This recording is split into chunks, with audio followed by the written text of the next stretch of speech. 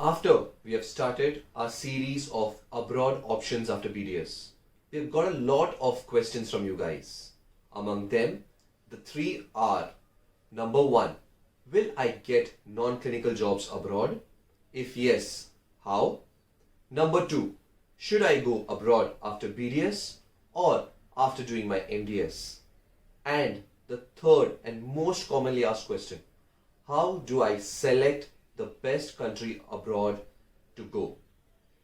We're going to answer all these three questions in today's video. If you're interested, stay tuned.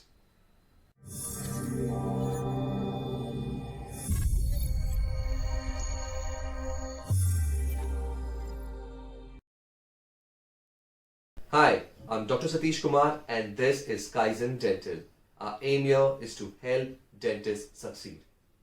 Towards the end of this video, we will also be giving you a suggestion or a tip which we feel will be extremely helpful.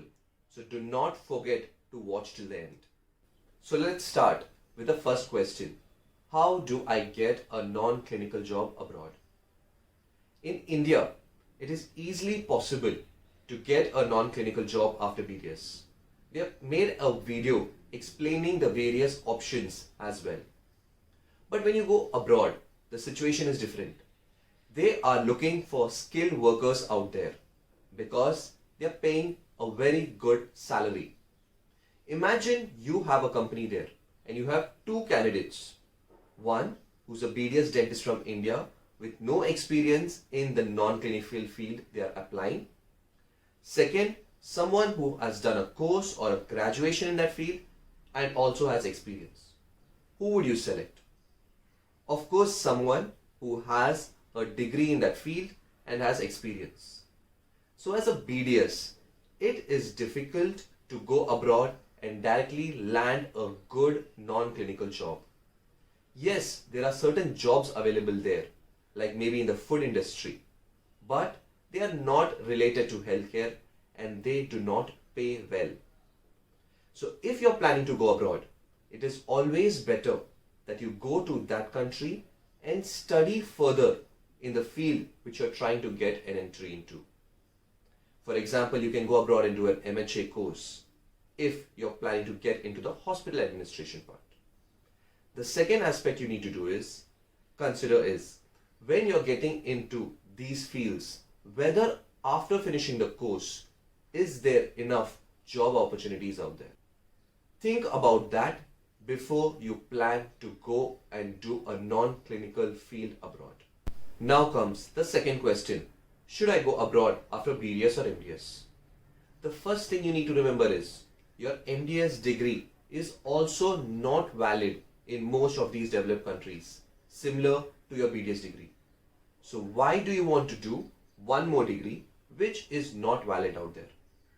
Yes, there are a few countries like the United Arab Emirates, Canada or New Zealand where you can give examinations based on your MDS degree and work as a specialist out there. But these are not easy. So if you're planning to move abroad, it is always better to do so after BDS. Before we move on to discussing the points you need to consider before selecting the country abroad, I would like to remind you, even if you get 1 point from this video, do not forget to hit the like button below. And I'm sure you're subscribed to our channel because we keep on posting content related to improving your career after BDS. Now, the most important question which a majority of you ask is, how do I select the country abroad? There are various factors which might vary from person to person. So before you decide, go through these factors based on your situation.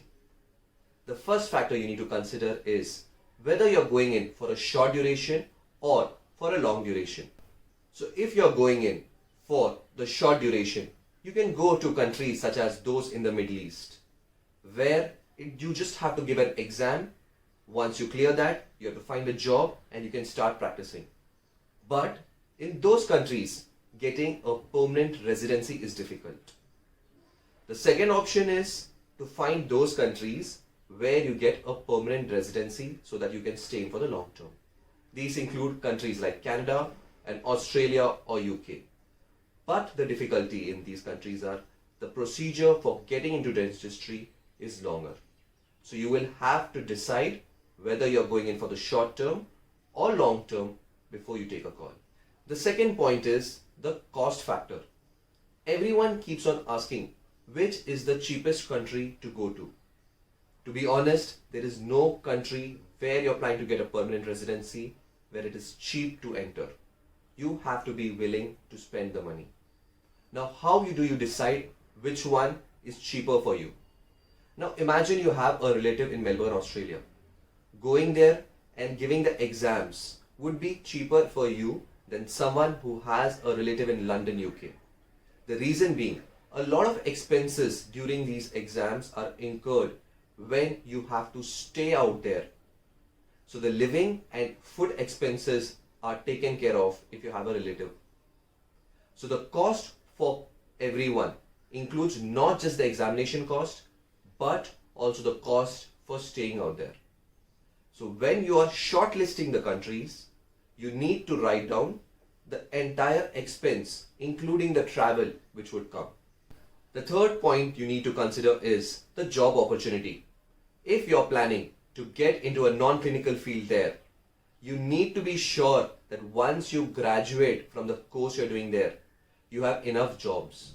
I know of people who have gone abroad and worked in the hospitality industry, that is the food and beverage industry. Once they did the course, they were finding it difficult to get a job. They were forced to come back. So when you're planning to go abroad, have a look at the job opportunities as well. A lot of people forget to consider this fourth and most important point, that is the climate and culture. If you cannot live in a sub-zero degree temperature, how are you going to survive in certain areas in Canada? If you cannot live in a hot temperature, how would you survive in Middle East? So understanding the climate and the culture of the people where you're going to stay is important before you decide that. As I mentioned in the start of the video, that I will give you a tip or a suggestion of how you need to plan which country to stay abroad. When you're deciding the country you want to go abroad, the most important method of being sure is making a trip out there, going in as a tourist, visiting places and seeing whether you will be able to enjoy that place. Yes, a lot of you will tell me that that would be expensive. 100% it is. But it is cheaper than giving your entire examination, going and living out there and then realizing that you do not like that place. So if you're going for permanent residency or staying in the long run out there, it is preferable you make a trip to that country. I hope you got clarity on the answers you were searching for. I'm Dr. Satish Kumar. This is Kaizen Dental. Our aim here is to help dentists succeed.